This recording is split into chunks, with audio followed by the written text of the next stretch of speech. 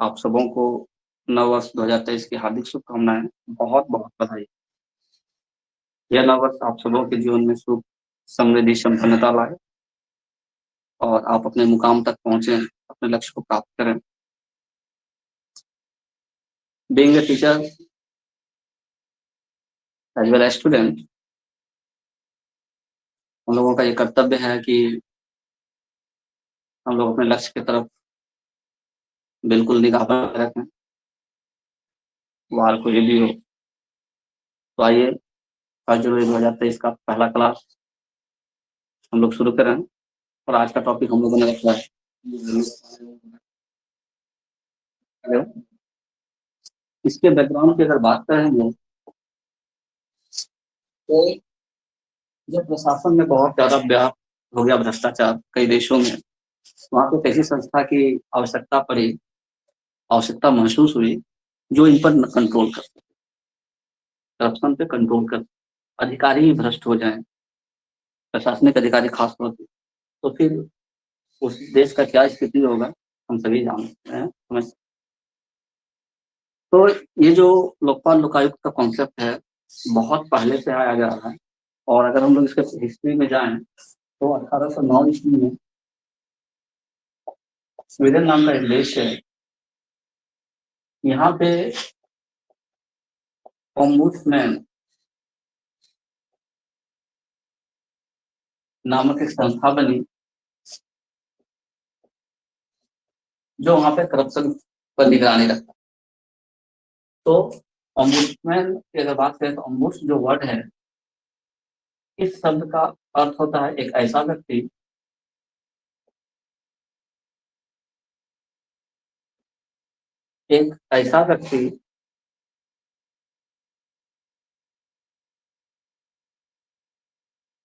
जो किसी अन्य व्यक्ति के प्रतिनिधि या प्रवक्ता के रूप में कार्य करता है,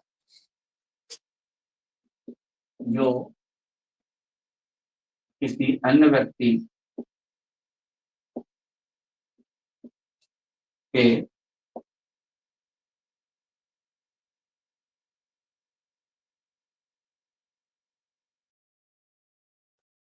एक ऐसा व्यक्ति जो किसी अन्य व्यक्ति के प्रतिनिधि या प्रवक्ता के रूप में कार्य, प्रवक्ता के रूप में कार्य करता है।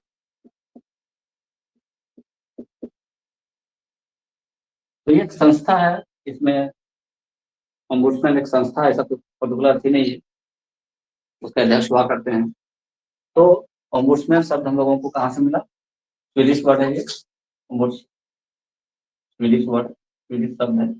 इसका क्या अर्थ होता है? एक ऐसा व्यक्ति जो किसी अन्य व्यक्ति के प्रतिनिधि या प्रवक्ता के रूप में। अब 1809 ईस्वी में जब स्वीडन में इस तरह की संस्था बनी, तो आसपास के देशों में भी इस तरह का प्रचार बढ़ा और इस तरह की चीजें देखी गई। तो सभी देशों ने भी अलग अलग नाम से, अलग अलग नियमों के साथ इस तरह की संस्थाएं बनाना शुरू किया। और इंग्लैंड में 1919, डेनमार्क में 1955, फिनलैंड 1919, डेनमार्क 1955। इसके बाद एक और देश का नाम लिख सकते हैं हम लोग, नॉर्वे 1962, नॉर्वे 1962 और अपना ब्रिटेन 1967, 1967, 1967। अगर ब्रिटेन की हम बात करें तो यहाँ पे इन्होंने नाम दिया था इस संस्था का parliamentary PARLI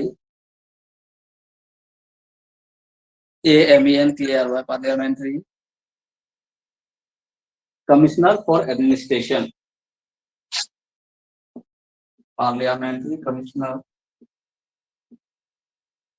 for administration.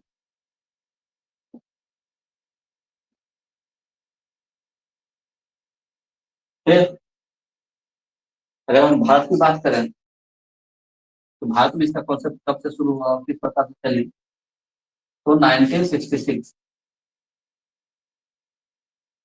Morarji Desai की अध्यक्षता में, मोरारजी देसाई की अध्यक्षता में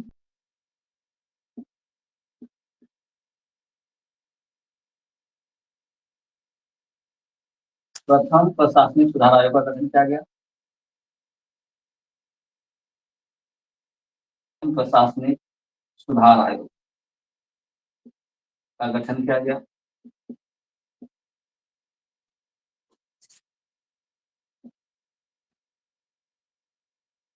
और इस सुधार आयोग का यह रिस्पॉन्सिबिलिटी दिया गया कि आप हमें उन सब चीजों से अवगत कराएं, सरकार ने कहा कि आप हमें उन सब चीजों से अवगत कराएं जो आवश्यक है, जो करप्शन पे रोक लगा सकता है।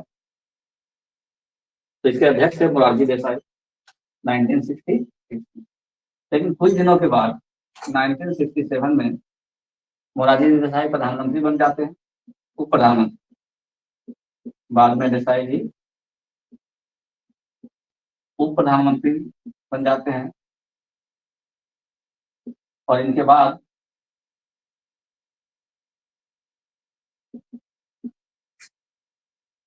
इनके स्थान पर अध्यक्ष के हनुमंतैया को बनाया गया। के हनुमंतैया 1967 में ये अध्यक्ष बने प्रथम प्रशासनिक सुधार आयोग के। तो जब कभी भी आता है क्वेश्चन कि प्रथम प्रशासनिक सुधार आयोग के अध्यक्ष कौन थे, तो अक्सर हमें के हनुमंतैया का नाम आता है ना, के हनुमंतैया। तो एक इंपॉर्टेंट पॉइंट है, उसको लिखिए। के हनुमंतैया 1967 में ये अध्यक्ष बने। हालांकि जब शुरुआती दौर में प्रथम प्रशासनिक सुधार आयोग का गठन किया तो उसमें मोरारजी देसाई अध्यक्ष थे, लेकिन जब ये उप प्रधानमंत्री बन गए तो उनके बाद अध्यक्ष के हनुमंतैया बने। ठीक है, यहाँ तक क्लियर है। अब जब 1967 में ये हुआ तो 1966 से 1967, 67 से 68, 68 से 69, 69 से 70 पार हो गया। तो इस कमेटी ने अपना रिपोर्ट दिया। इस रिपोर्ट के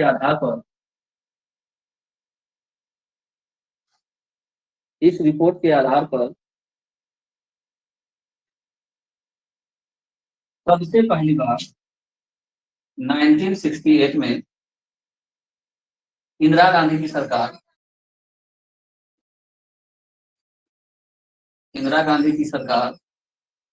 ने एक विधेयक लाया लोकसभा में इसी के संबंध में, प्रथम प्रशासन सुधार आयोग के संबंध में कि लोकायुक्त किस तरह से होना चाहिए, लोकपाल किस तरह से होना चाहिए। इस तरह में एक विधेयक लाया गया लोकसभा में और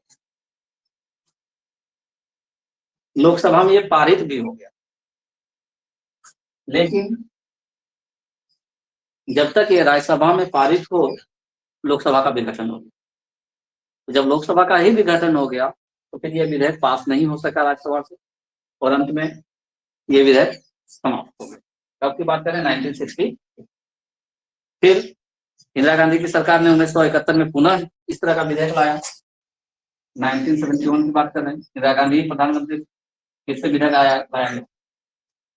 यहाँ पे लिख लीजिए, एलएस का विघटन पारित नहीं हो पाया। ठीक है, 1971 में फिर इंदिरा गांधी ने विधेयक लाया, फिर यहाँ पे किसी वजह से ये पारित नहीं हो पाया। 1971 की भी बात करते हैं, दोनों सदनों से पारित नहीं हो पाया। फिर 1977 की बात करते हैं। 1977 मोरारजी देसाई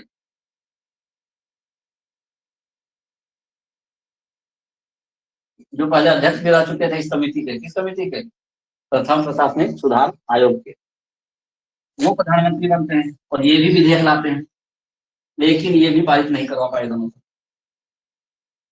ठीक है, मोरारजी देसाई के काल में भी ये पारित नहीं हो पाया। फिर 1985 का वो समय आया, राजीव गांधी जी प्रधानमंत्री थे। 1985 राजीव गांधी प्रधानमंत्री,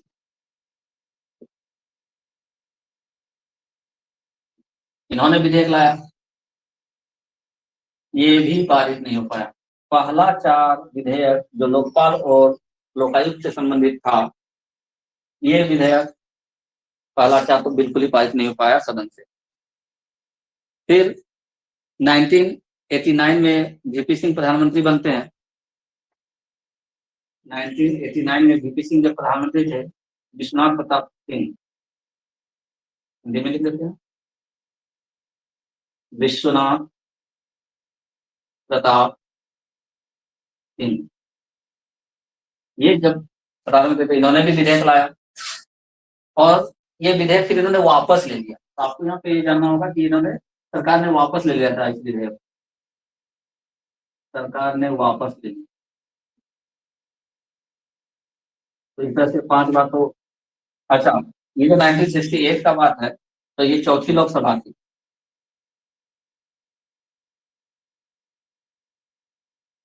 1968 वाला लोकसभा जो था वो चौथी लोकसभा, ठीक है। अब विश्वनाथ प्रताप सिंह भी लाए विधेयक, लेकिन फिर वापस ले लिया गया, लोकपाल लोकायुक्त से संबंधित जो विधेयक था।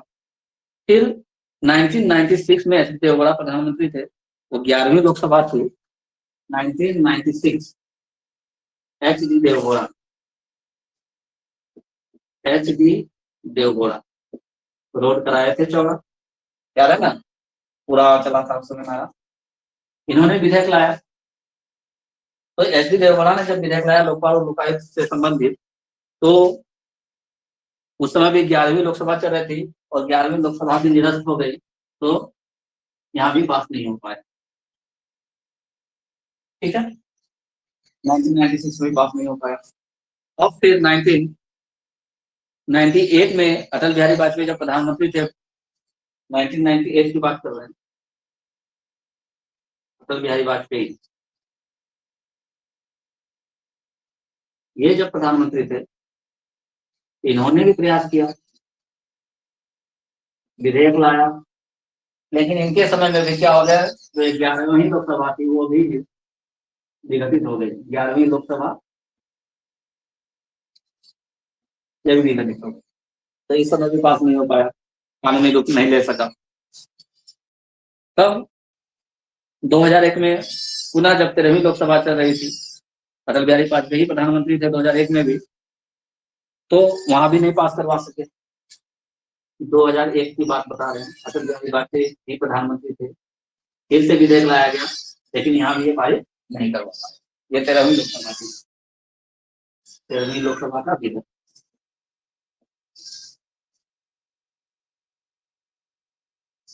यहाँ भी ये काम नहीं बना 2001 में।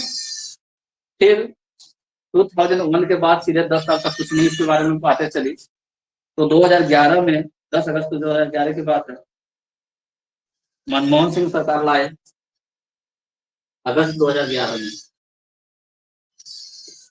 मनमोहन सिंह प्रधानमंत्री थे,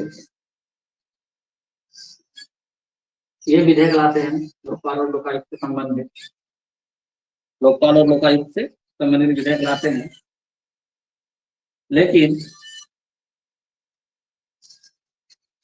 ये दूसरी बार ऐसा हुआ कि सरकार विधेयक लाई और फिर वापस ली। पहली बार विश्वनाथ प्रताप सिंह लाए थे और वापस ले लिए थे, मनमोहन सिंह भी 2011 में लाए और सरकार ने पुनः इसे वापस ले ली। तो दूसरी बार ऐसा हुआ कि विधायक लोकपाल और लोकायुक्त से संबंधित लाई सरकार, लेकिन सरकार ने वापस ले ली, सरकार ने वापस ले ली। 2 बार ऐसी घटना हुई। जब वापस सरकार ने ले लिया, तब इस समय जो अन्ना हजारे थे, हमारे अन्ना हजारे जी, ये बिल्कुल अनशन पर बैठ गए दिल्ली में। इनके साथ अरविंद केजरीवाल जी थे, वर्तमान मुख्यमंत्री दिल्ली के। तो जब अनशन चला, बहुत जबरदस्त आंदोलन चला, तो पुनः सरकार दबाव में आई। जब दबाव में आई तो फिर से 2011 ईस्वी में ही एक बार और से मनमोहन सिंह सरकार ने विधेयक लाया, ठीक है। जबरदस्त आंदोलन चला था और दिसंबर 2011 में पुनः विधेयक लाया गया और इस बार विधेयक पर अच्छी चर्चा चली और यह विधेयक लोकसभा से पास होकर के राज्यसभा में गया और राज्यसभा से पास होकर के राष्ट्रपति के पास पहुंचा और राष्ट्रपति ने इस विधेयक पर 1 जनवरी 2014 को साइन किया। एक पास हो गया, LSRS से पारित हुआ, और पारित होने के बाद ये जो विधेयक है ये राष्ट्रपति के पास पहुंचता है, और राष्ट्रपति इसे 1 जनवरी 2014 को साइन करते हैं। 1 जनवरी 2014 को साइन करते हैं और ये कानून का रूप धारण कर लेता है। तो हमारा जो वर्तमान लोकपाल लोकायुक्त बिल है वो 1 जनवरी 2014 से लागू है। वर्तमान लोकपाल लोकायुक्त बिल कब से लागू है? 1 जनवरी 2014 से लागू है। हालांकि इसका नाम क्या है? विधेयक का नाम लोकपाल लोकायुक्त विधेयक 2013, लेकिन लागू हुआ है 1 जनवरी 2014 से। लोकपाल व लोकायुक्त विधेयक, लोकपाल व लोकायुक्त विधेयक 2013 में ही पास हुआ, और ये कानूनी अमला पहना इसमें 1 जनवरी 2014 को। राष्ट्रपति का साइन होता है और इसी दिन से ये कानूनी रूप पकड़ लेता है। तो अभी हमारे पास जो लोकपाल और लोकायुक्त विधेयक है वो 2013 से केंद्र सरकार के द्वारा पारित मतलब संवैधानिक विधेयक है हमारे पास। ठीक है, 1 जनवरी 2014 से। तो अब बात ये हो रही है कि चर्चा हमने भारत में लोकपाल लोकायुक्त विधेयक संबंधी चर्चा शुरू कब की? 1968। जब 1968 में चर्चा हुई तो केंद्र सरकार तो कानून नहीं बना सकी इसके बारे में। केंद्र सरकार इसके बारे में कानून नहीं बना सकी। कानून ये 2013 में विधेयक लाई, सफलता मिली है, और 2014 से ये लागू हुआ 1 जनवरी 2014। लेकिन जो राज्य थे, राज्यों में ये कॉन्सेप्ट बहुत पहले शुरू हो गया, और 1970 में उड़ीसा एक पहला राज्य था जिसने लोकपाल लोकायुक्त बिल पास किया था। लोकपाल लोकायुक्त विधेयक विधानसभा में पारित किया था,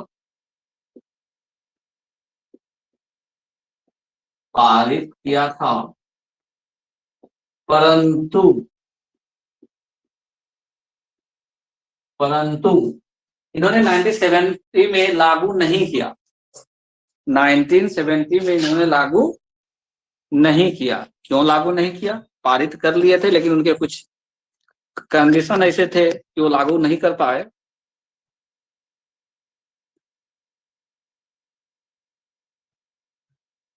ठीक है, एक सेकंड मैं इसको ऊपर कर दूं।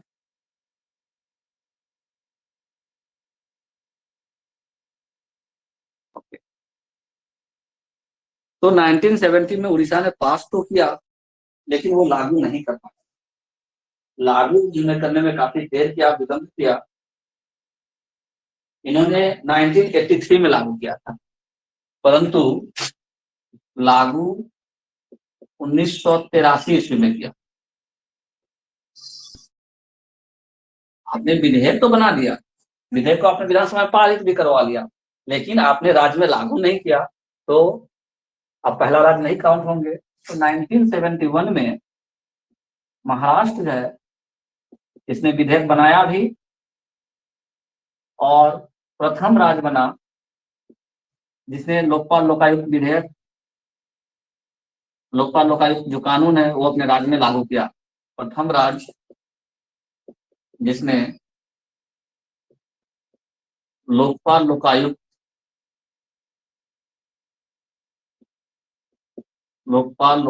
कानून, या हम यूं कहें कि सिर्फ लोकपाल नहीं, लोकायुक्त कानून, जिसने लोकायुक्त कानून अपने राज्य में लागू किया, जिसने लोकायुक्त कानून अपने राज्य में लागू किया। तो ये क्वेश्चन सबसे ज्यादा इंपॉर्टेंट है, अक्सर पूछा जाता है कि प्रथम राज्य कौन सा है जिसने लोकायुक्त कानून अपने राज्य में लागू किया था? तो महाराष्ट्र है। कौन सा राज्य? महाराष्ट्र। एकदम याद करके लेना, बहुत जगह पूछा हुआ है। तो महाराष्ट्र प्रथम राज्य है जिसने लोकायुक्त कानून अपने राज्य में लागू किया था। कब? 1971 में। लोकायुक्त कानून लागू करने वाला पहला राज्य कौन? महाराष्ट्र। लोकायुक्त कानून लागू करने वाला पहला राज्य कौन? महाराष्ट्र। यानी 1971 में महाराष्ट्र में लोकायुक्त नामक एक संस्था बनी, ठीक है, जो भ्रष्टाचार संबंधित मामलों को देखती थी, ठीक है। लेकिन यहाँ पर कुछ टर्म एंड कंडीशन ऐसे थे जिसको नजरअंदाज नहीं किया, ज्यादा शक्ति नहीं दी गई थी। ये जो लोकायुक्त संस्था बनी उसको ज्यादा शक्ति प्रदान नहीं की गई, ज्यादा शक्ति प्रदान नहीं की गई, नहीं की गई। एक लिमिटेड लिमिटेड लिमिटेड एरिया में ही ये कार्य कर सकते थे।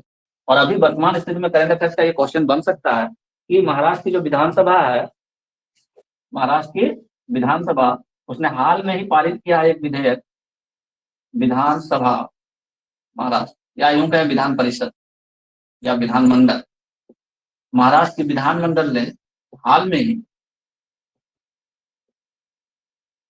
पारित किया है, कि अब सीएम यानी चीफ मिनिस्टर और जो अदर मंत्री हैं, मुख्यमंत्री और अन्य मंत्री, मुख्यमंत्री अन्य मंत्री लोकायुक्त कानून के अंदर आएंगे, लोकायुक्त कानून के अंदर आएंगे। अभी ये लागू नहीं हुआ है, अभी सिर्फ पास हुआ है, अभी लागू नहीं हुआ है, अभी लागू नहीं हुआ है। यानी अभी भी जो मुख्यमंत्री है महाराष्ट्र के, वो लोकायुक्त नामक जो संस्था है उसके पावर से ऊपर है, ठीक है, उनके ऊपर ये निगरानी नहीं रख सकते। लेकिन अब चर्चा ये चल रही है कि अब मुख्यमंत्री को भी यहाँ पे शामिल किया जाएगा, उनके मंत्री को भी शामिल किया गया तो जाएगा लोकायुक्त कानून के अंदर। तो पहला पॉइंट क्लियर हो जाना चाहिए कि 1970 में उड़ीसा ने सबसे पहले लोकायुक्त कानून बनाया, विधानसभा से पारित करवाया, लेकिन लागू उन्होंने 1983 में किया। 1971 की बात करते हैं, महाराष्ट्र ने लोकायुक्त नामक संस्था की स्थापना की और ज्यादा तो शक्ति नहीं दिया गया, लेकिन संस्था की स्थापना हो गई। शक्ति ज्यादा नहीं था कि वो मंत्री या सीएम पे सीएम को अपने दायरे में नहीं रख सकते थे। तो अब अभी हाल फिलहाल में जो चर्चा चल रही है, जो महाराष्ट्र की विधानसभा है, विधानमंडल है, वो लोकायुक्त कानून के अंतर्गत अमेंडमेंट किया है और उस अमेंडमेंट करने के बाद उन्होंने कहा है कि अब जो मुख्यमंत्री हैं और उनके जो मंत्री हैं वो भी लोकायुक्त कानून के अंतर्गत आएंगे। इतना बात क्लियर हो गया। 1971 में प्रथम राज्य जिसने लोकायुक्त कानून किसने लागू किया, तो वो था महाराष्ट्र, ठीक है। विधेयक बनाया भी और लागू भी किया। हालांकि उड़ीसा पहले ही विधेयक बना चुका था 1970 में, लेकिन उन्होंने लागू करने में काफी विलंब किया, 1983 में लागू किया, इसलिए महाराष्ट्र पहला राज्य बन गया। Okay, clear. महाराष्ट्र की बात करें 1971 के बाद, बिहार 1973 में, लिख लीजिए 1973 बिहार ने लोकायुक्त बनाया। 1975 में यूपी ने लोकायुक्त बनाया, उत्तर प्रदेश। 73 बिहार, 75 यूपी उत्तर प्रदेश। मध्य प्रदेश 1981, आंध्र प्रदेश 1983। 1981 एमपी, 1983 आंध्र प्रदेश, आंध्र प्रदेश 1993 कौन? आंध्र प्रदेश, ठीक है। असम में 1986, गुजरात में 1986, पंजाब 1995। 1986 में आसाम और गुजरात। 1995 में पंजाब, 1995 में पंजाब। अगर अभी हम बात करें 2013 तक की, तो लगभग लगभग क्या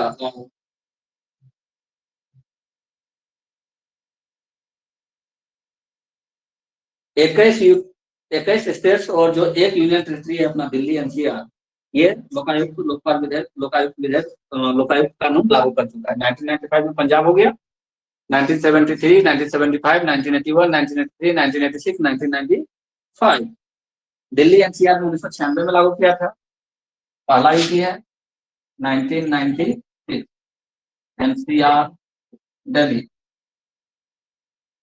ठीक है। ओनली यूटी जहां पे लोकायुक्त है, एनसीआर दिल्ली एकमात्र यूनियन टेरिटरी है जहां पर लोकायुक्त कानून है, ठीक है। फिर 1999 की अगर हम बात करें, 1999 ईस्वी में केरला ने लागू किया। 1999 में केरला, 1999 केरला। उसके बाद झारखंड के नंबर आता है 2001 ईस्वी में, लिखिए फटाफट। झारखंड 2001, छत्तीसगढ़ 2002, छत्तीसगढ़ 2002, हरियाणा 2002, हरियाणा 2002, यूके 2002, यूके में उत्तराखंड, यूनाइटेड किंगडम मत समझ लीजिएगा, यूके उत्तराखंड। 2002 में 3 स्टेट ऐसे हैं जहां पे लोकायुक्त कानून बना। 2002 में 3 स्टेट में लोकायुक्त कानून बना, झारखंड, छत्तीसगढ़, हरियाणा। सॉरी, झारखंड 2001 ही है, छत्तीसगढ़, हरियाणा और यूके, छत्तीसगढ़, हरियाणा और यूके। 2001 की बात करें तो झारखंड, 2002 में छत्तीसगढ़, हरियाणा और यूके। यूनाइटेड किंगडम नहीं समझिएगा, उत्तराखंड लिख देता हूं मैं, उत्तराखंड। 2001 में झारखंड, पूरा लिख देते हैं। 2002 में छत्तीसगढ़, हरियाणा और उत्तराखंड, छत्तीसगढ़, हरियाणा, उत्तराखंड। जम्मू कश्मीर में भी 2002 में ही आया था, लेकिन अब ये यूनियन टेरिटरी बन चुका है, फिर भी हम इसे रखेंगे यार। JNK में भी 2002 में आ गया, ठीक है। वेस्ट बंगाल में 2003, त्रिपुरा में 2008 और गोवा 2011। वेस्ट बंगाल, त्रिपुरा और गोवा 3, 8, 11। 2003 WB, 2008 त्रिपुरा और 2011 गोवा। तो इन सब राज्य में लोकायुक्त है, इन सब राज्यों में लोकायुक्त है। मैं ये इसलिए बता रहा हूं कि ऐसा हो सकता है कि क्वेश्चन आ जाए कि निम्न में से कहाँ लोकायुक्त नहीं है, कहाँ लोकायुक्त नहीं है, इस तरह का क्वेश्चन कम किया जा सकता है, इसलिए हमें ये याद रखना होगा। चलिए एक बार फिर से हम लोग इसे याद करते हैं।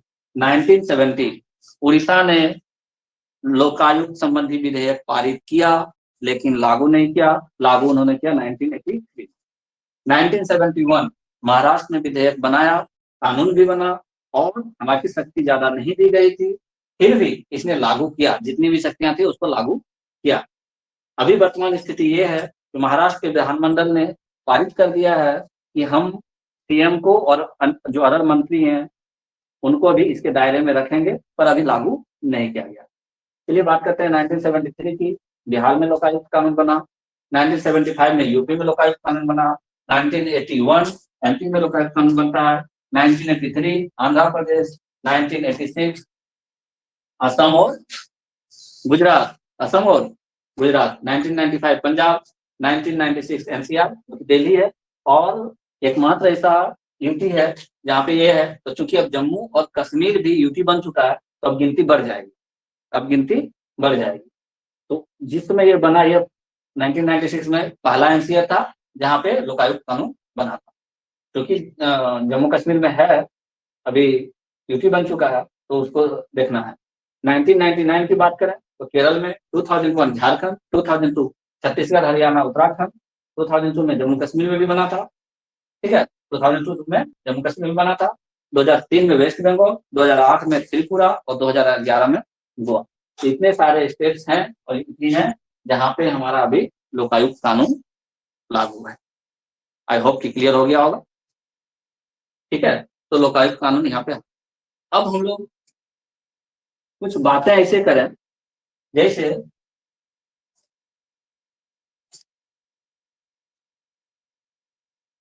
कि ये जो लोकायुक्त और लोकपाल कानून 2013 आया, लोकायुक्त और लोकपाल कानून 2013 आया, सेंटर ने जो पास किया। ठीक है, तो इसके संबंध में हम ये जानकारी देंगे 2013। इसमें कुछ ऐसे पॉइंट्स हैं जो हमें लिखना जरूरी है, जानना जरूरी है, और फिर हम उसके आगे बात करें। लोकपाल व लोकायुक्त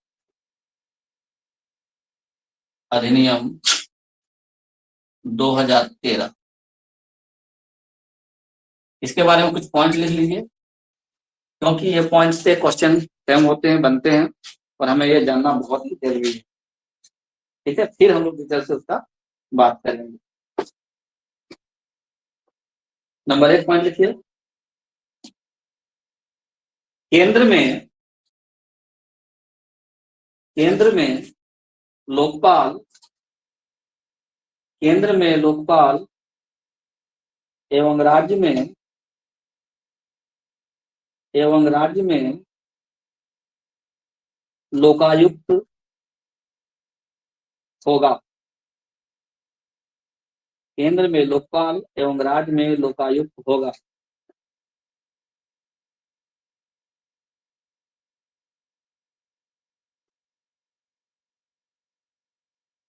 ठीक है, दूसरा पॉइंट लिखिए,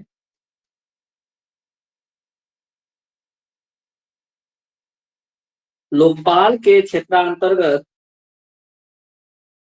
2013 की मैं बात कर रहा हूं, क्या कहा इन्होंने कि केंद्र में लोकपाल,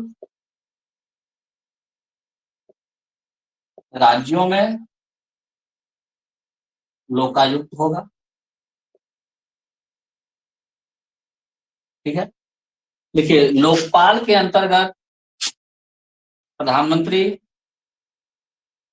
2013 की बात कर रहे हैं, पुराना वाला बात नहीं कर, प्रधानमंत्री, अन्य केंद्रीय मंत्री,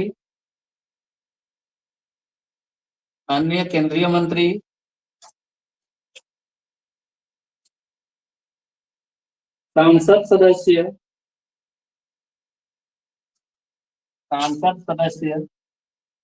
लोकसभा और राज्यसभा दोनों के सांसद सदस्य, मैं ब्रैकेट में लिख भी दे रहा हूं, LS एंड RS, लोकसभा एवं राज्यसभा, तथा ABCO स्तर के अधिकारी,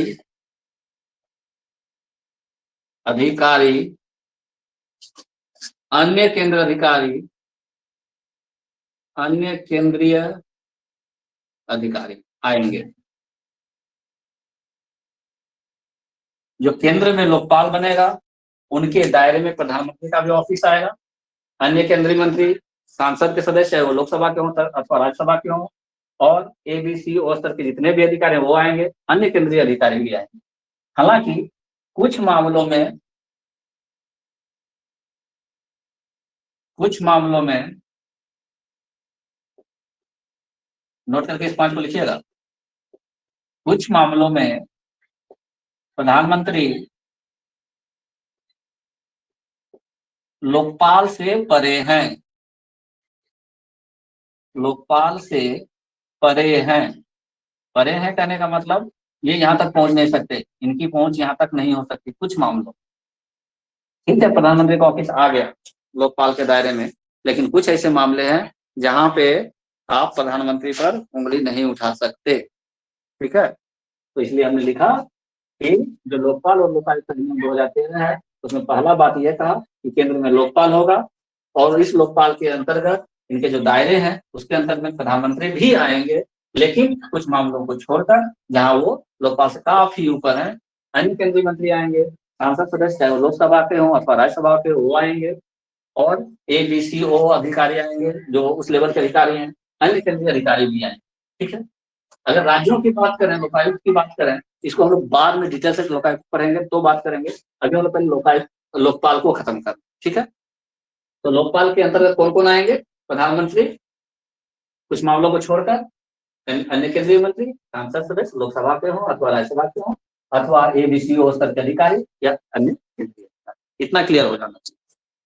ठीक है, अब जब तीसरा पॉइंट की बात करें, अधिनियम 2013 का तीसरा पॉइंट, राज्य में क्या होगा? लोकायुक्त, केंद्र में लोकपाल, राज्य में लोकपाल। तीसरा पॉइंट इसके बारे में ये लिखिए कि इस अधिनियम के अंतर्गत लोकपाल का एक अध्यक्ष होगा। हम लोकपाल की संरचना की बात कर रहे हैं, लोकपाल की संरचना, सब कुछ यहां पढ़ लेंगे हम। लोकपाल की संरचना भी बात कर रहे हैं, तो इन्होंने कहा कि लोकपाल के अंतर्गत एक अध्यक्ष प्लस 8 अन्य सदस्य होंगे। 8 अन्य सदस्य होंगे। लोकपाल के अंतर्गत एक अध्यक्ष तथा 8 अन्य सदस्य होंगे। 8 अन्य सदस्य होंगे, लिखिए। लोकपाल के अंतर्गत एक अध्यक्ष तथा 8 अन्य सदस्य होंगे, जिसमें 50% सदस्य, जिसमें 50% सदस्य, जिसमें 50% सदस्य न्यायिक सेवा से होंगे। न्यायिक सेवा से होंगे। न्यायिक सेवा मतलब या तो वो हाईकोर्ट, सुप्रीम कोर्ट, हाईकोर्ट से संबंधित अधिकारी, ठीक है, जो जज होते हैं उनके बारे में, तो न्यायिक सेवा से, जिन्हें विधि का बहुत ज्ञान हो। क्या लिखे? लोकपाल की संरचना की अगर हम बात करें तो लोकपाल में एक अध्यक्ष तथा 8 अन्य सदस्य होंगे। 8 सदस्य होंगे, जिसमें 50% जो सदस्य हैं वो क्या होंगे? 50% सदस्य क्या होंगे? न्यायिक सेवा से होंगे। न्यायिक सेवा से होंगे। इसका चौथा पॉइंट लिखिए। लोकपाल में, लोकपाल संस्था है, लोकपाल में 50% सदस्य अनुसूचित जाति, अनुसूचित जाति, इसको हम लोग बोलते हैं एससी, कौमा अनुसूचित जनजाति,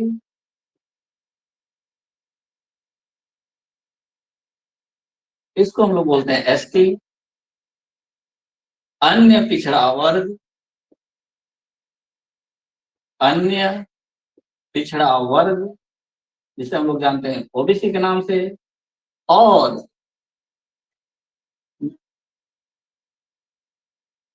अन्य पिछड़ा वर्ग बाद अल्पसंख्यक, अल्पसंख्यक वर्ग,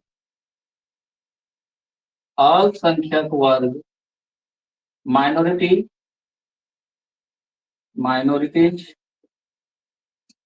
और महिला वर्ग, और महिला वर्ग से 50% सदस्य होंगे।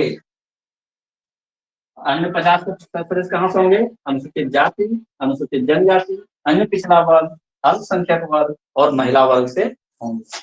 8 1 9 सदस्य चाहिए लोकपाल की संरचना के लिए, जिसमें से एक अध्यक्ष होंगे और 8 सदस्य। लेकिन इसमें साफ साफ कहा गया ये जो 9 सदस्य होंगे उसका 50% न्यायिक सेवा से होना चाहिए, और 50% अनुसूचित जाति, अनुसूचित जनजाति, अन्य पिछड़ा वर्ग, अल्पसंख्यक और महिला वर्ग से भी शामिल होना चाहिए। ठीक है, यहाँ क्लियर हुआ? अब जो ये लोकपाल बनेगा, ये 9 सदस्यों को चुना जाएगा, उसे कौन चुनेगा? तो लिखिए, लोकपाल लोकपाल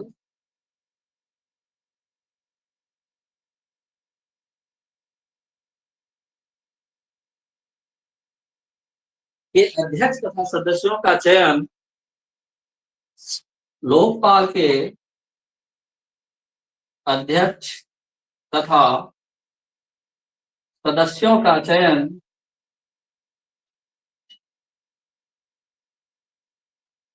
लोकपाल के अध्यक्ष तथा सदस्यों का चयन एक समिति करेगी।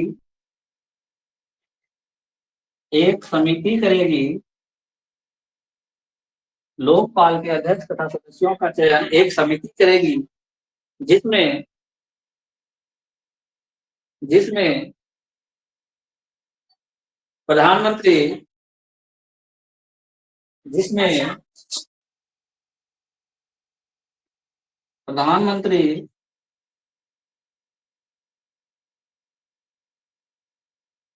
लोकसभा के अध्यक्ष लोकसभा के अध्यक्ष उच्चतम न्यायालय के मुख्य न्यायाधीश उच्चतम न्यायालय के मुख्य न्यायाधीश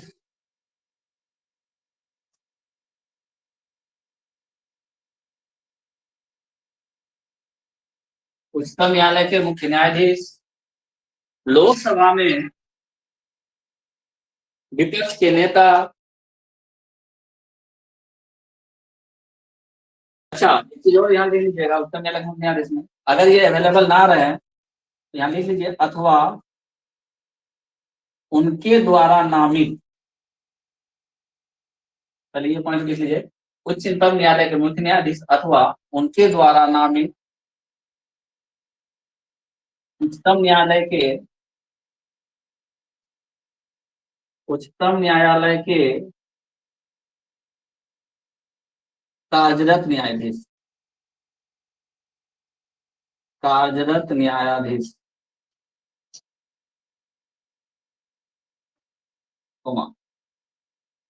लोकपाल के अध्यक्ष तथा सदस्यों का चयन एक समिति करेगी जिसमें प्रधानमंत्री लोकसभा के अध्यक्ष उच्चतम न्यायालय के मुख्य न्यायाधीश अथवा उनके द्वारा नामित उच्चतम न्यायालय के कार्यरत न्यायाधीश लोकसभा में विपक्ष के नेता लोकसभा में विपक्ष के नेता लोकसभा में विपक्ष के नेता तथा तथा कोई प्रतिष्ठित न्यायवेत्ता तथा कोई प्रतिष्ठित न्यायवेत्ता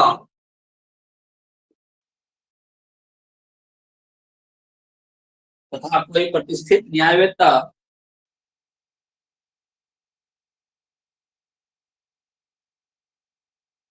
जो राष्ट्रपति द्वारा चयन समिति के जो राष्ट्रपति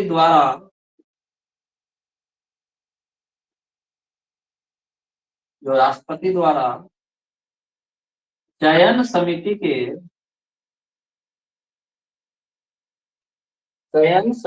के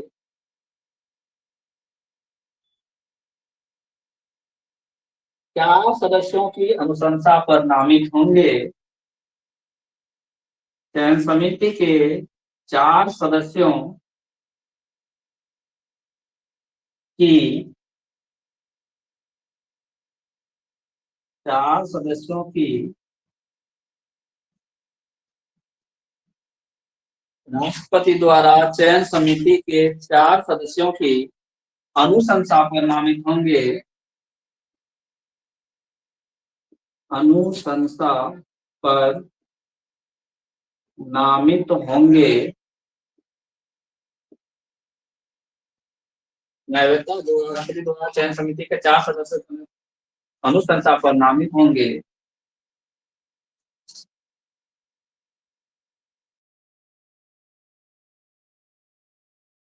स्टेटमेंट पूरा कीजिए।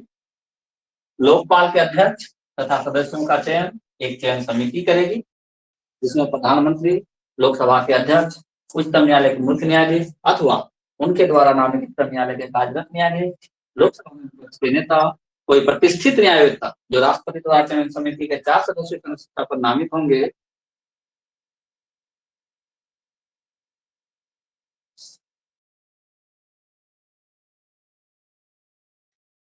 शामिल होते हैं।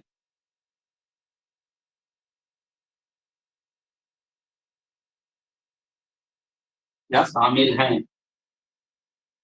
शामिल हैं।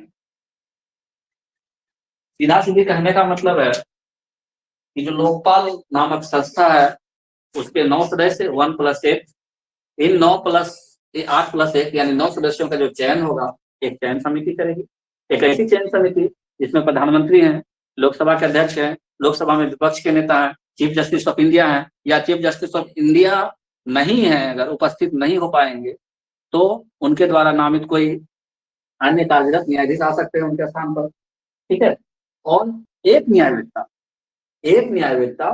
जिनको ये जो 4 लोग हैं, कौन, जो ये चयन समिति है, इन चयन समिति में से 4 सदस्य जिस व्यक्ति की अनुशंसा करेंगे और राष्ट्रपति जिनका अगर मनोनीत उनको कर देते हैं, नामित करते हैं, वो भी शामिल होंगे। तो लोकपाल के अध्यक्ष की संरचना समझ में आई। लोकपाल में एक अध्यक्ष होंगे, 8 सदस्य होंगे, 50% सदस्य न्यायिक सदस्य होंगे, 50% सदस्य SC, ST, OBC, माइनॉरिटी और महिला वर्ग से होंगे। लोकपाल का जो संरचना है उसमें से जो सदस्यों का चयन करेगी एक चयन समिति करेगी। उस चयन समिति में प्रधानमंत्री हैं, लोकसभा के अध्यक्ष हैं, लोकसभा में विपक्ष के नेता हैं, CJI हैं, अगर CJI अवेलेबल किसी वजह से नहीं है तो उनके द्वारा नामित कोई अन्य कार्यरत न्यायाधीश होंगे सुप्रीम कोर्ट के। ठीक है।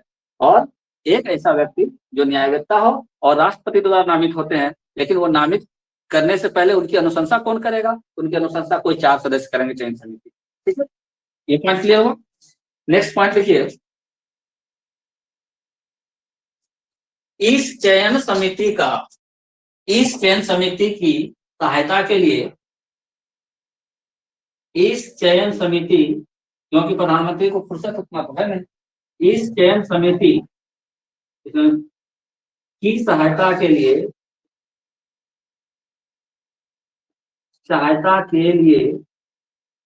एक सर्च समिति होगी। इस चयन समिति की सहायता के लिए एक सर्च समिति होगी, एक सर्च समिति होगी, एक सर्च समिति होगी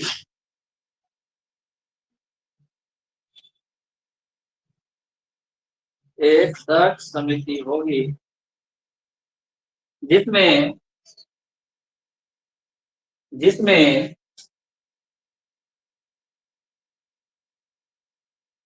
50% सदस्य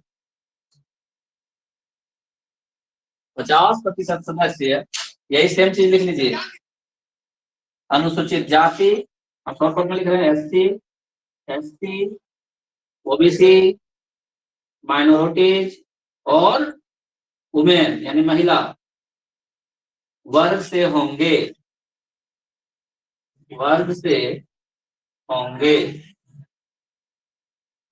सर्च समिति में भी 50% सदस्य SC, ST, OBC, माइनॉरिटी और वुमेन से होना चाहिए। ठीक है।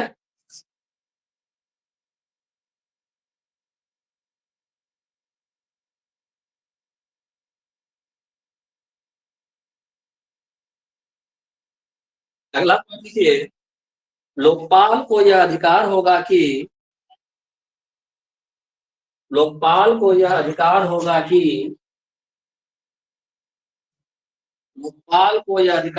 कि उसके द्वारा प्रेषित मामलों पर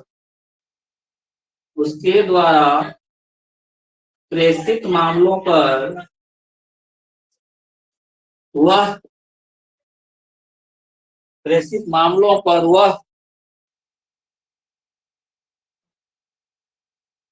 किसी भी जांच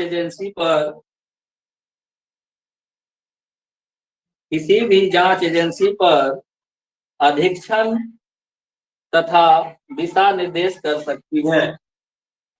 किसी भी जांच एजेंसी पर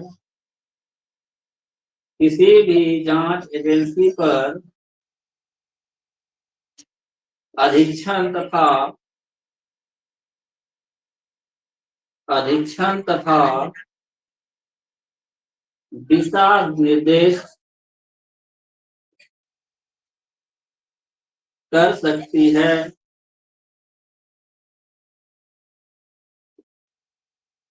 सीबीआई पर भी इंपॉर्टेंट पॉइंट है, सीबीआई पर भी है, ऐसा कर सकती है। सीबीआई पर भी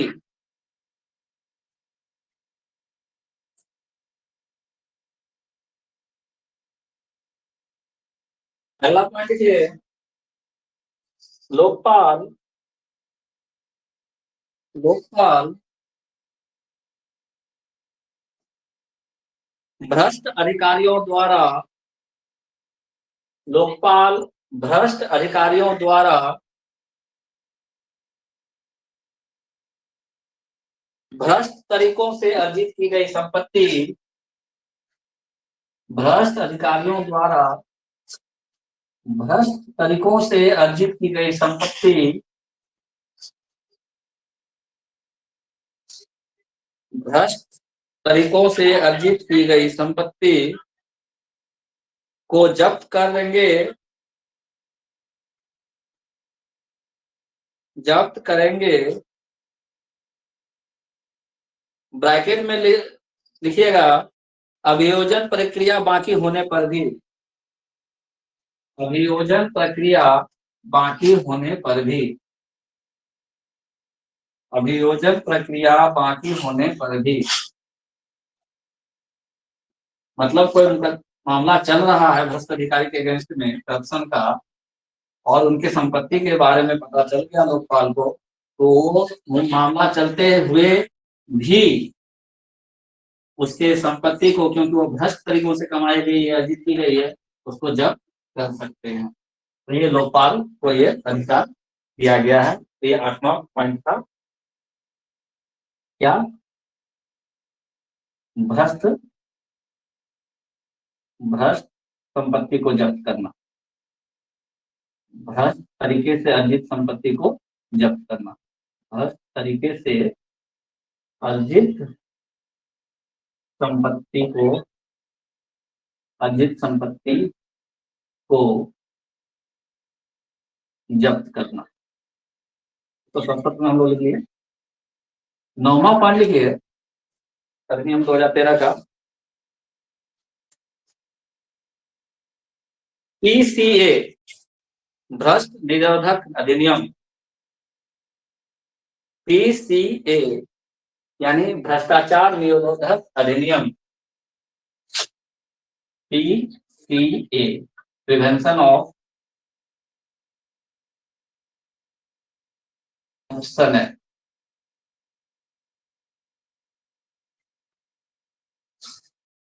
ठीक है, पीसीए के तहत अधिकतम दंड को अधिकतम दंड को 7 साल से बढ़ाकर 10 साल किया गया है। 10 साल किया गया है।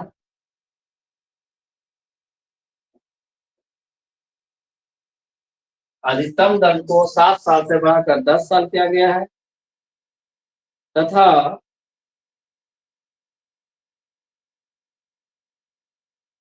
न्यूनतम दंड कुछ मामलों में 3 वर्ष तथा न्यूनतम दंड कुछ मामलों में 3 वर्ष और कुछ मामलों में 2 वर्ष किया गया है। न्यूनतम दंड कुछ मामलों में 3 वर्ष तथा कुछ मामलों में 2 वर्ष किया गया है। करप्शन अगर साबित हो गया बाबू किसी अधिकारी पर तो 7 साल से 10 साल का सजा किया गया है, बढ़ा दिया गया है। मैक्सिमम पहले 7 साल था, वो अब 10 साल किया जा चुका है। ठीक है, और न्यूनतम कुछ मामलों में 2 वर्ष है और कुछ मामलों में 3 वर्ष। अगला पॉइंट लिखिए, जिन संस्थाओं पर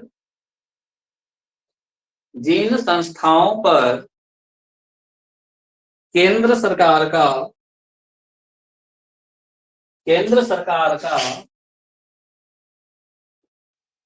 अंशतः केंद्र सरकार का अंशतः या पूर्णतः वित्तीयन होता है। वित्तीयन होना मतलब यहीं का फंड जाना, केंद्र सरकार ही सारा खर्च करती है। जिन संस्थाओं पर केंद्र सरकार का अंशतः या पूर्णतः वित्तीयन होता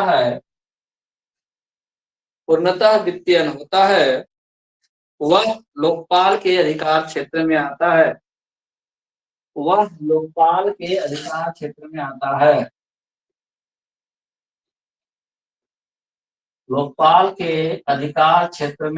है। वह लोकपाल के अधिकार क्षेत्र में आता है। लोकायुक्त का बात बात करें, अभी सिर्फ लोकपाल। लेकिन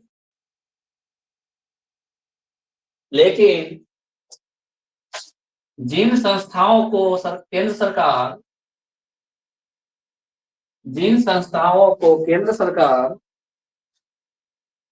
वित्तीय सहायता देती है, जिन संस्थाओं को केंद्र सरकार वित्तीय सहायता देती है, वे लोकपाल के अधिकार क्षेत्र से बाहर हैं। वे लोकपाल के अधिकार क्षेत्र से बाहर हैं।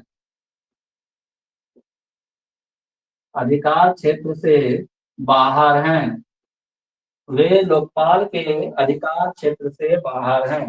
देखिए, केंद्र सरकार मदद कर रही है, आप उसको पूर्णतः वित्तीय तो नहीं कर रहे हैं, आप सपोर्ट कर रहे हैं, किसी विशेष परिस्थिति में उसकी सहायता कर रहे हैं, तो आपका उस पर अधिकार नहीं है। किसका? लोकपाल का। लोकपाल के अधिकार क्षेत्र से बाहर होगी वो संस्था। ऐसी संस्था जिसमें केंद्र सरकार सिर्फ वित्तीय सहायता प्रदान करती है, तो आप उसको लोकपाल के दायरे में नहीं रख सकते। हाँ, लेकिन जिसमें केंद्र सरकार का वित्तीय में अंशतः हो, थोड़ा बहुत भी हो या भी पूर्णतः हो, वो लोकपाल के अधिकार क्षेत्र में आता है। नेक्स्ट पॉइंट लिखिए 2013 अधिनियम का।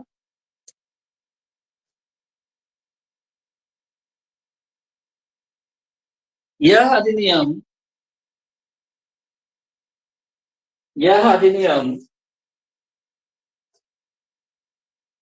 कर्मचारियों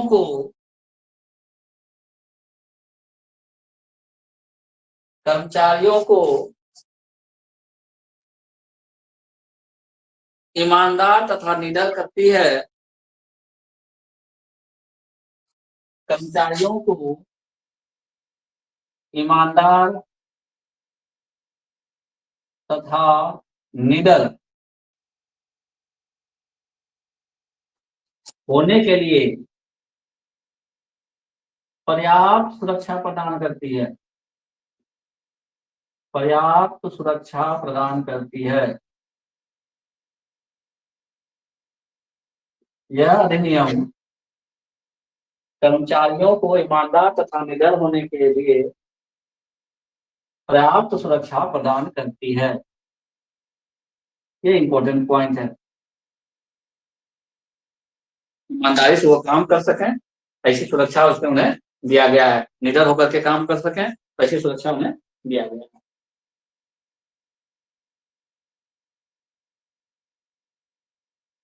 देखिए, यह अधिनियम केंद्रीय जांच ब्यूरो को सशक्त बनाती है। यह अधिनियम केंद्रीय जांच ब्यूरो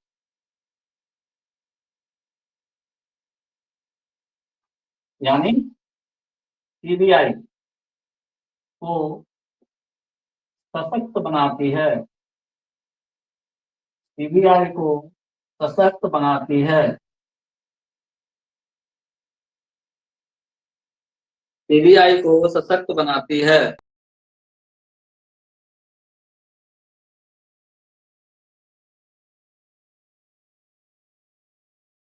लिख लिए?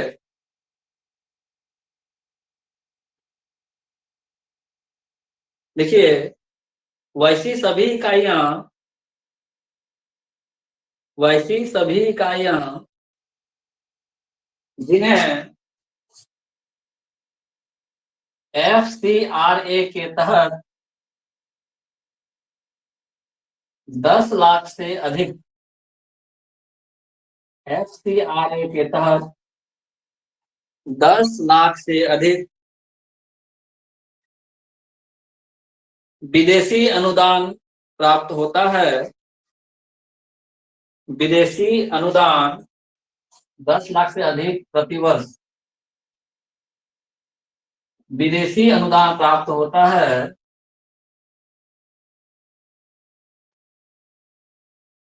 वे लोकपाल के दायरे में आते हैं, वे लोकपाल के दायरे में आते हैं।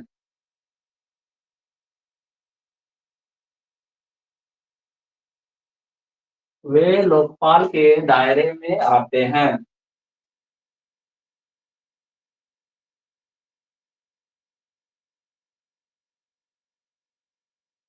ठीक है,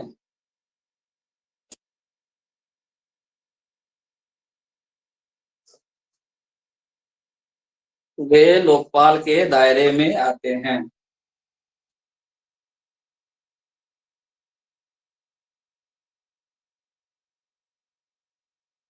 देखिए, यह अधिनियम यह अधिनियम राज्यों को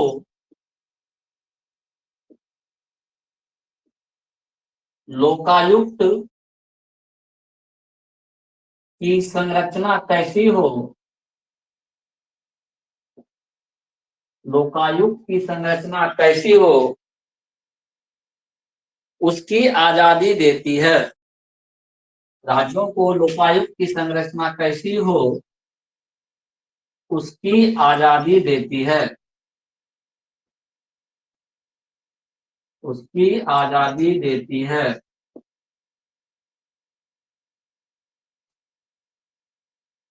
तो ये हम लोगों की विशेषताएं हो गई, हर एक पॉइंट जो लोकपाल व लोकायुक्त अधिनियम 2013 है उसके बारे में।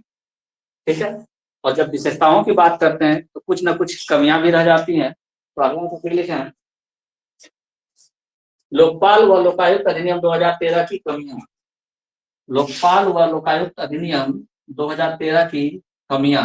हम लोग पॉजिटिव निगेटिव दोनों लेके चलेंगे। कमियां, क्या कमी रह गई?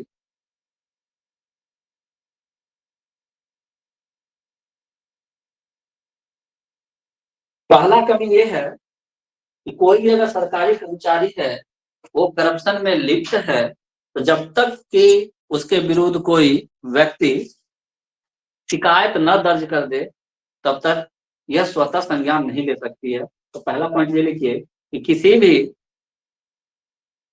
भी सरकारी कर्मचारी के खिलाफ, किसी भी सरकारी कर्मचारी के खिलाफ लोकपाल स्वतः संज्ञान नहीं ले सकती है।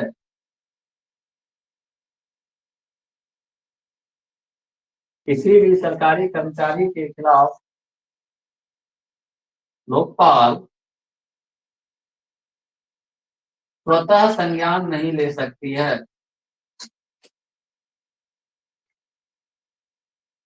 स्वतः संज्ञान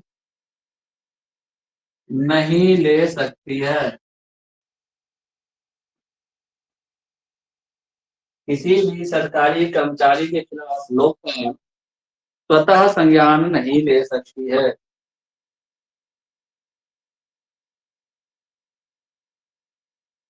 दूसरा लिखिए, इस अधिनियम में जोर शिकायत के प्रारूप पर दिया गया है। इस अधिनियम में जोर शिकायत के प्रारूप पर दिया गया है,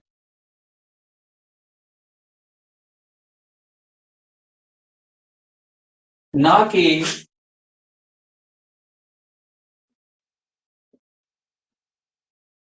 इस अधिनियम में जोर शिकायत के प्रारूप पर दिया गया है,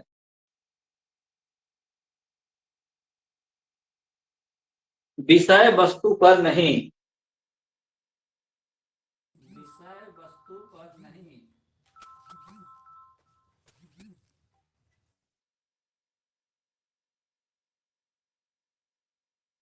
के प्रारूप पर दिया गया है, विषय वस्तु पर नहीं।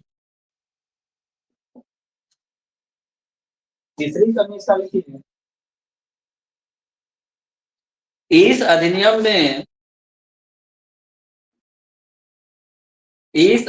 में गलत इस अधिनियम में गलत और धोखेबाजी भरी शिकायतों पर गलत और धोखेबाजी भरी शिकायतों पर कड़े दंड का प्रावधान किया गया है।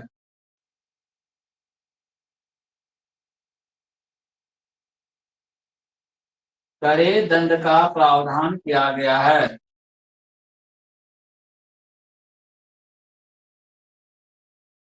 गलत और धोखेबाजी भरी शिकायतों पर कड़े दंड का प्रावधान किया गया है।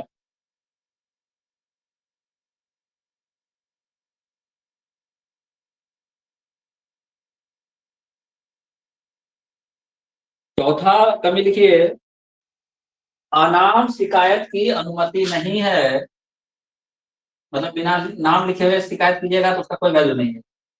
अनाम शिकायतों की अनुमति नहीं है। अनाम शिकायतों की अनुमति नहीं है।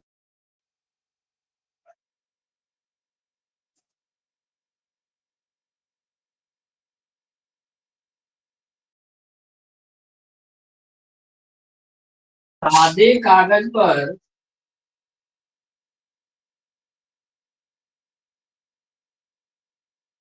शिकायत सादे कागज पर शिकायत नहीं कर सकते। सादे कागज पर शिकायत नहीं कर सकते। भले ही भले ही सहयोगी दस्तावेज हों तथा उसे डिब्बे में गिरा दिया गया हो। भले ही सहयोगी दस्तावेज हों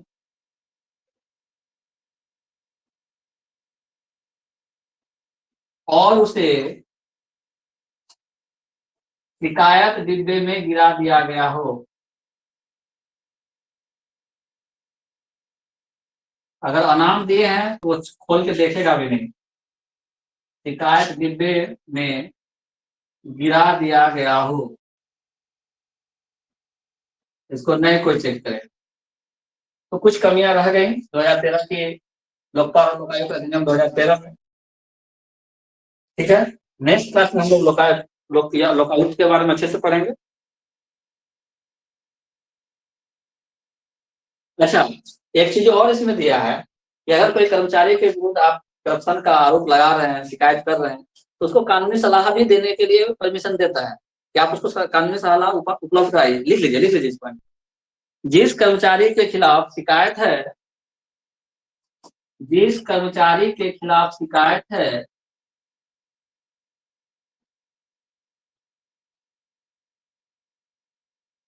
जिस कर्मचारी के खिलाफ शिकायत है उसे भी कानूनी सहायता का प्रावधान दिया गया है। उसे भी कानूनी सहायता का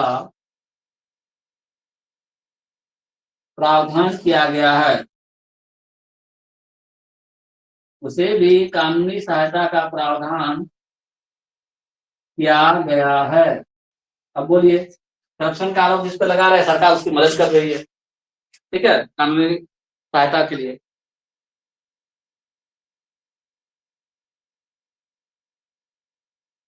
एक और पॉइंट है कि जो मामला है वो मामला 7 साल के अंदर का होना चाहिए, तभी उस पर कार्रवाई होगी, अदरवाइज नहीं होगी।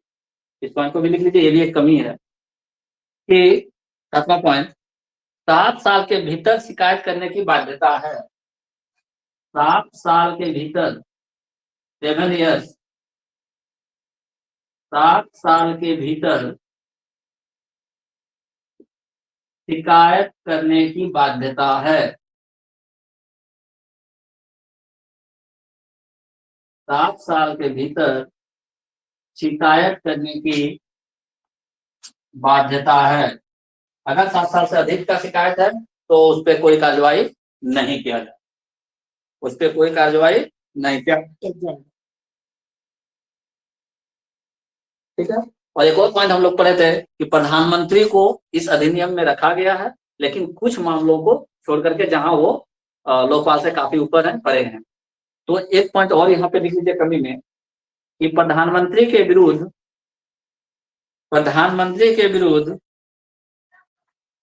शिकायत निपटान की अपारदर्शी विधि, प्रधानमंत्री के विरुद्ध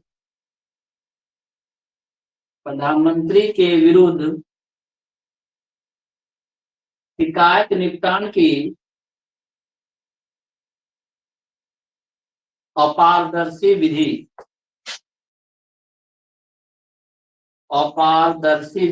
कोई देख नहीं पाएगा किस तरह से शिकायत निपटान हो रहा है।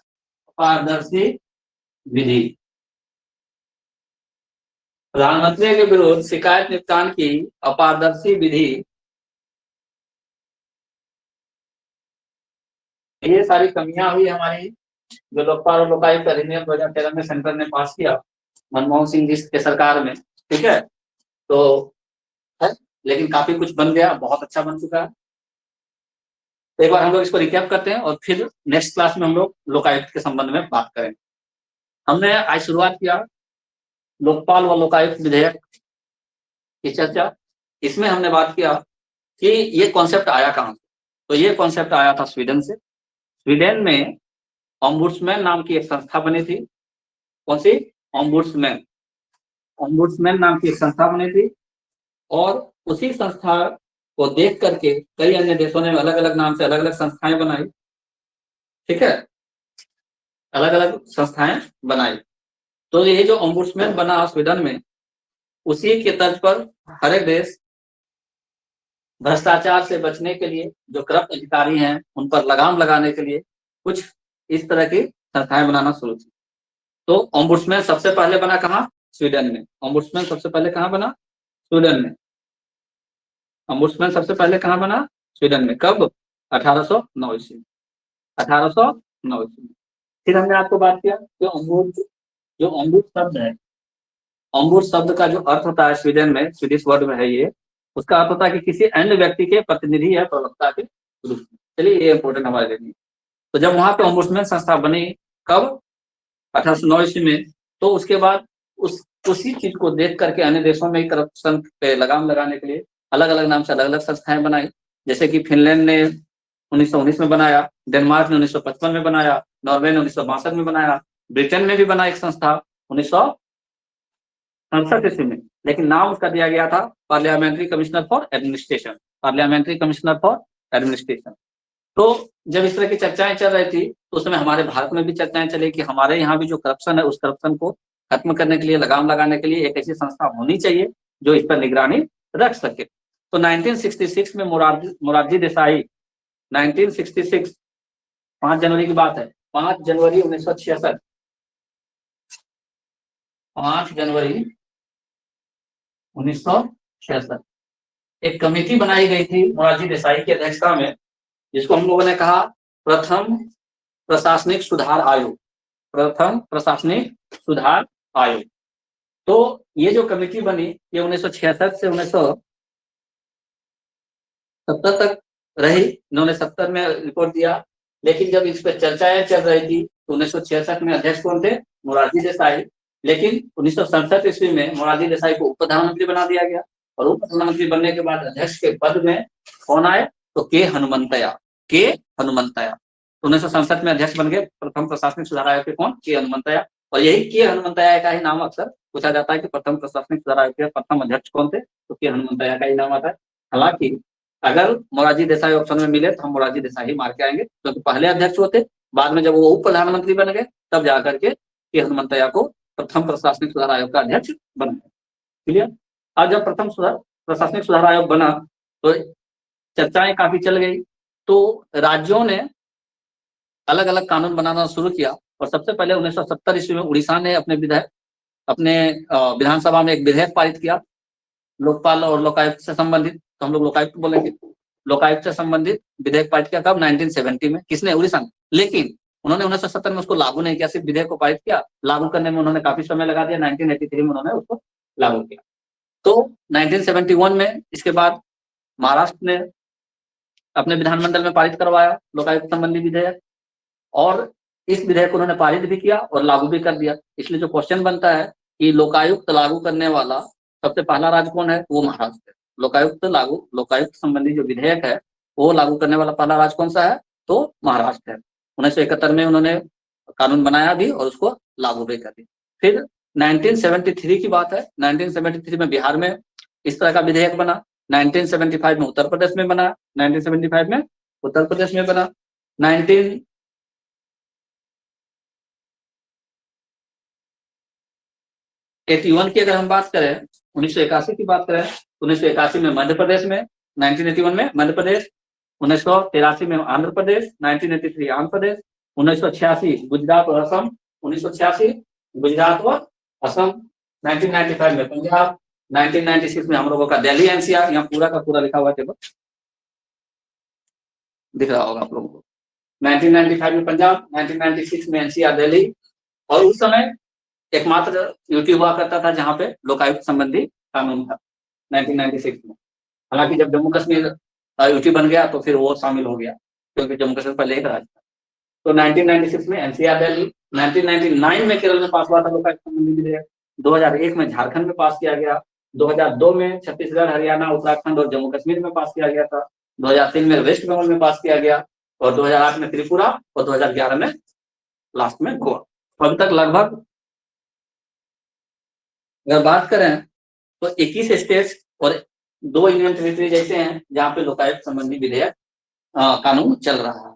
ठीक है, अब जब लोकायुक्त संबंधी कानून यहाँ बन रहा था तो एक क्वेश्चन ये है, हालांकि अभी हम लोग लोकायुक्त से बात कर नहीं रहे, लोकायुक्त संबंधी विशेष डिटेल से बात करेंगे नेक्स्ट क्लास में। अब हम लोग आते हैं लोकपाल। तो जो ये लोकपाल विधेयक 2013 में आया, लोकायुक्त अधिनियम 2013 सेंटर ने जो पास किया, इससे पहले 10 बार प्रयास किया गया था कि इस तरह का विधेयक पास किया जाए सेंटर में। तो कई ऐसे व्यवधान आए, कई ऐसी बातें हुई कि 1968 में जब इंदिरा गांधी ने चौथी लोकसभा में यह विधेयक लाया, इस तरह का विधेयक लाया, तो वो लोकसभा से पारित तो हो गया, लेकिन राज्यसभा में पारित होने से पूर्व ही लोकसभा का विघटन हो गया और वो कानून नहीं बन सका। फिर 1971 में पुनः इंदिरा गांधी जी ने इस तरह के विधेयक को लाया, वो भी पारित नहीं हो सका। 1985 में राजीव गांधी जी लाए जब वो प्रधानमंत्री थे, फिर भी पारित नहीं हुआ। उससे पहले 1977 में मोरारजी देसाई खुद, जो कि पहले अध्यक्ष बन चुके थे प्रथम प्रशासनिक आयोग के, वो जब प्रधानमंत्री बने 1977 में, उन्होंने भी विधेयक लाया था, वो भी पारित नहीं करवा सके, वो भी नहीं हो सका। तो 68, 1971, 1977, फिर 1985 और 1989 में जब वीपी सिंह जी प्रधानमंत्री बने तो वो लेके विधेयक आए और फिर वापस भी ले लिए। ठीक है, तो वो पहला बार ऐसा हुआ था कि वीपी सिंह जो विश्वनाथ प्रताप सिंह थे, उन्होंने विधेयक तो लोकायुक्त लोकपाल से संबंधित लाया सदन में, लेकिन उसको वापस ले लिया था। फिर 1996 में जब एच.डी. देवगौड़ा साहब बने प्रधानमंत्री, उन्होंने भी विधेयक लाया, वो भी नहीं करवा सके पास। 1998 में अटल बिहारी वाजपेयी जी जब 12वीं लोकसभा चल रही थी तो उसमें उन्होंने विधेयक लाया, लेकिन वो भी निरस्त हो गया। फिर पुनः अटल जी जब 1998 में बने, उस समय भी नहीं हुआ। और 2001 में जब बने तो उस समय भी नहीं हुआ। यानी 12वीं और 13वीं लोकसभा में जब अटल बिहारी वाजपेयी ने 2 बार प्रयास किया, लेकिन दोनों बार सफल नहीं हुए इस तरह का विधेयक को कानूनी रूप देने में। फिर 2011 जब अगस्त का महीना था तो मनमोहन सिंह जी ने 9वीं बार ऐसा प्रयास किया कि लोकायुक्त लोकपाल संबंधी विधेयक हम कानून बना लें, उस तरह का विधेयक को लोकसभा और राज्यसभा से पारित करवा लें। प्रयास किया गया, लेकिन ये भी सरकार ने वापस ले लिया। जो 9वां विधेयक था लोकायुक्त और लोकपाल संबंधी विधेयक, उसको भी मनमोहन सरकार ने वापस ले लिया था। तो दूसरी बार, पहली बार वीपी सिंह सरकार ने वापस लिया था विधेयक लाने के बाद, और दूसरी बार मनमोहन सिंह सरकार ने वापस लिया विधेयक लाने के बाद। फिर मनमोहन सिंह की सरकार थी, वही दिसंबर 2011 की ही बात है। पहले तो अगस्त 2011 वाला वापस लिया था, फिर दिसंबर 2011 में दोबारा से इन्होंने लाया लोकपाल लोकायुक्त अधिनियम, और इस पर लोकसभा में भी पास करवाया, राज्यसभा में पास करवाया, और 1 जनवरी 2014 को फाइनली लोकपाल व लोकायुक्त विधेयक पर राष्ट्रपति का हस्ताक्षर हो जाता है और ये कानून बन जाता है। तो लोकपाल व लोकायुक्त विधेयक 2014 जनवरी 1 जनवरी 2014 से, यानी आज के दिन, और 2022 आज का दिन है कितना, 1 जनवरी 2023, और 1 जनवरी 2014 से लागू है। ठीक है, तो इतना पुराना हम लोगों का लोकपाल और लोकायुक्त विधेयक हो गया है।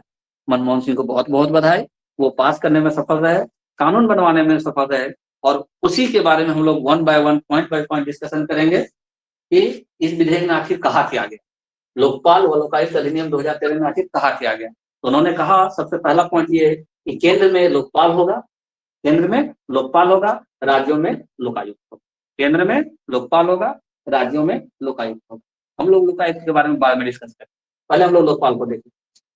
केंद्र में जो लोकपाल होंगे, अब जो 2013 का अधिनियम है उसके अंतर्गत डायरेक्ट रखा गया कि उसमें कुछ मामलों को छोड़कर प्रधानमंत्री का ऑफिस भी उसके दायरे में आएगा, अन्य केंद्रीय मंत्री आएंगे, सांसद सदस्य आएंगे, यानी लोकसभा और राज्यसभा के सांसद सदस्य आएंगे। ठीक है, और ABC स्तर के जो अधिकारी हैं, केंद्रीय अधिकारी हैं, और अन्य तरह के केंद्रीय अधिकारी हैं, वो सारे के सारे लोकपाल के अंतर्गत आएंगे। अगर उनके खिलाफ किसी भी तरह का करप्शन का केस आता है तो लोकपाल उस पर जांच बैठाएगा।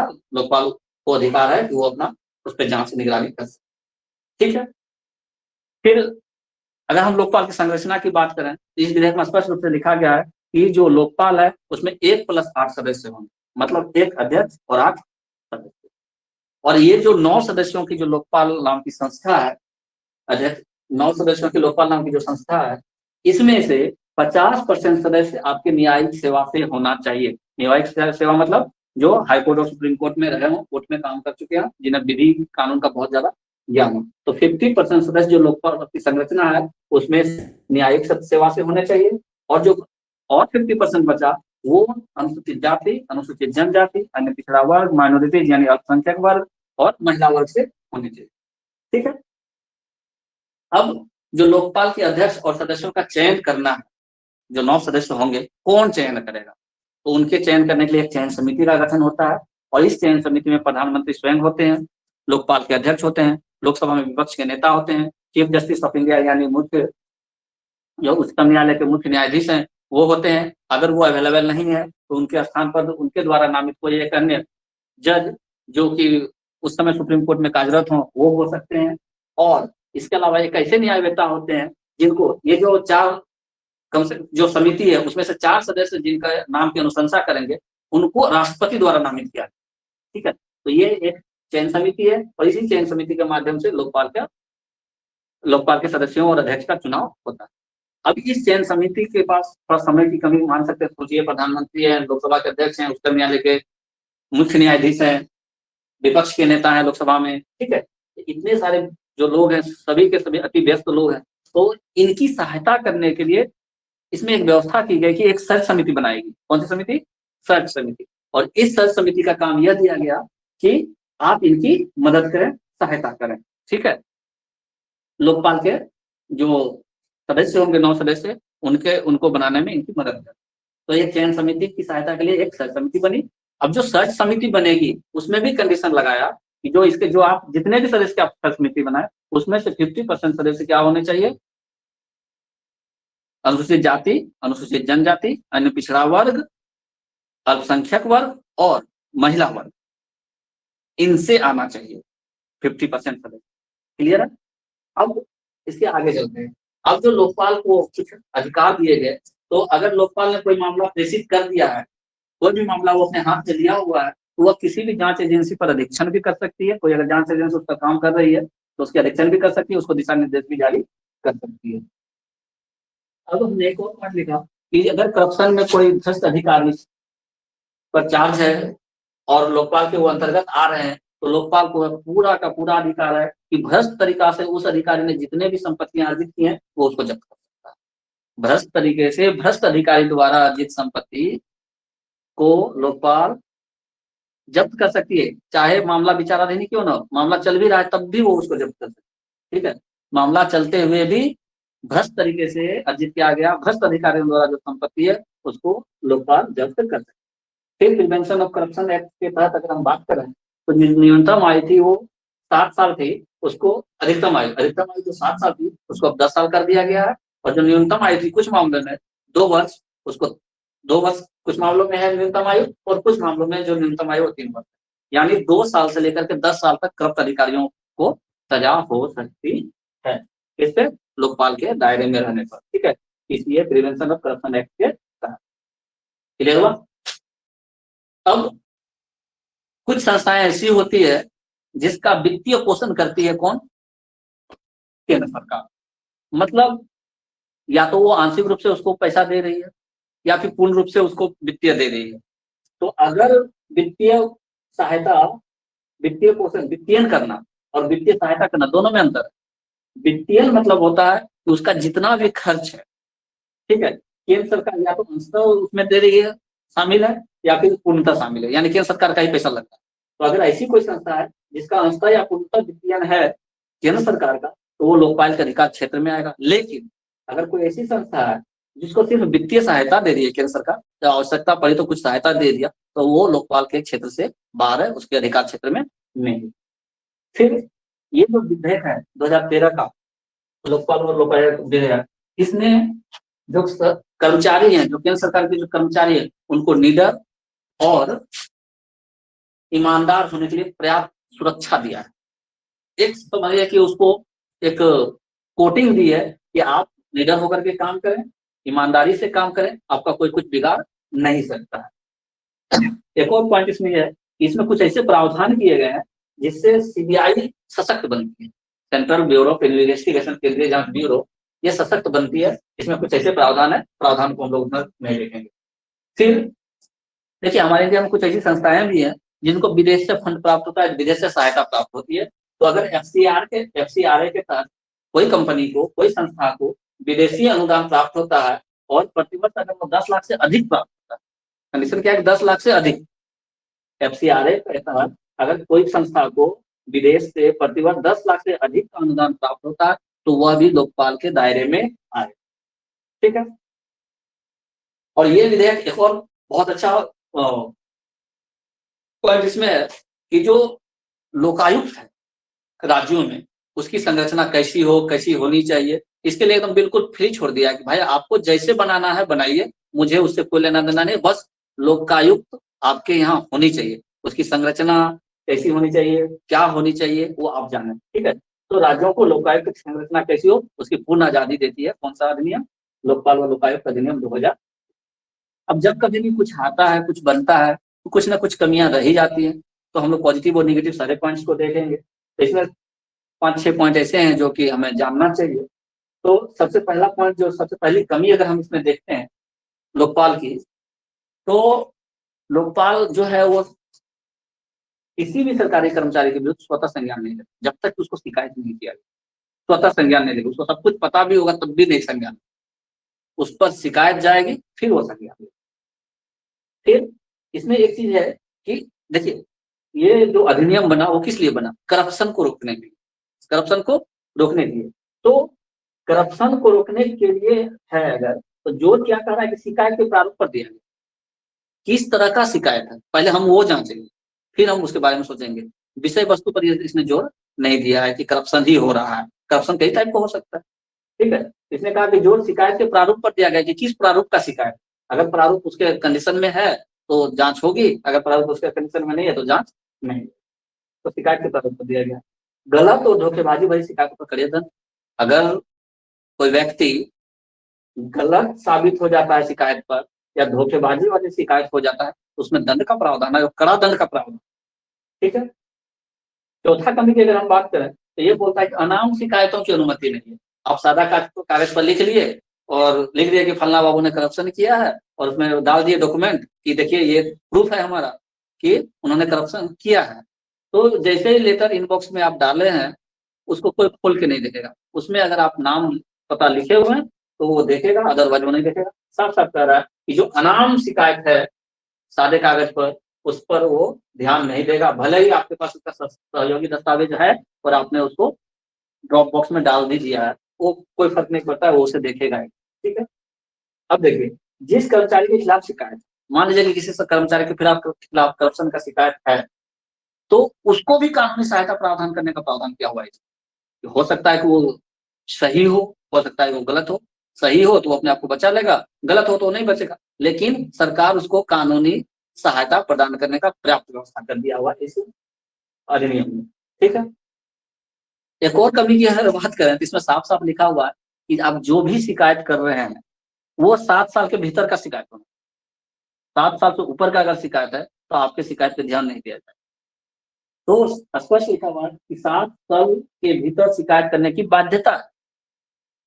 7 साल के भीतर शिकायत करने की बाध्यता है। आपको ये शिकायत 7 साल के भीतर वाले केस में ही करना होगा। ठीक है। और हमने कहा था कि प्रधानमंत्री का जो ऑफिस है, प्रधानमंत्री जो है उनको भी लोकपाल के दायरे में रख दिया गया है। तो अगर उनको रखा गया है कुछ क्षेत्रों को छोड़ के, तो जब उनके ऊपर उस तरह का कुछ चर्चाएं चल रही होती हैं या उनकी शिकायत पे निपटान चल रही होती है तो वो जो निपटान है वो बिल्कुल ही अपारदर्शी है। आपको कुछ भी पता नहीं चलेगा कि निपटान किस प्रकार से हो रहा है, नहीं हो रहा है। होना भी हो सकता है सिक्योरिटी पर्पज से उन्होंने रखा हो, लेकिन प्रधानमंत्री के विरुद्ध जो शिकायत की निपटान होती है वो विधि बिल्कुल ही अपारदर्शी है। तो होप कि ये टॉपिक लोकपाल का आप लोगों को अच्छे से समझ में आया होगा और आप लोगों ने एंजॉय किया होगा। नेक्स्ट क्लास में हम लोग लोकायुक्त के संबंधित सभी चर्चाएं करेंगे। Thank you so much for listening, watching. Thank you so much.